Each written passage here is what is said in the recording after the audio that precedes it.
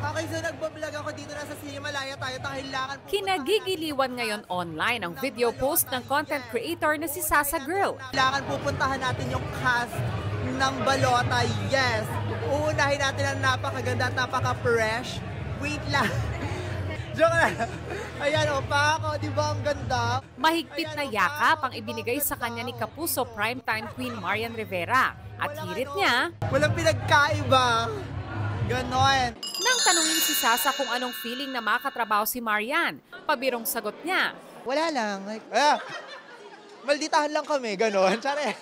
Si Mama Maria talaga, bilang isang bakla din, yan ang kinalakihan ko rin. Kasi alam mo na, Darna, Marimar, bakla fantasy talaga namin yan. Super thankful talaga ako na talagang it was a dream come true for me. And napaka-professional ni Madam Marian. And wala, never kong nakitaan ng, alam mo yon, bigat, katrabaho ang anyone sa set namin. Sobrang gaan lang talaga.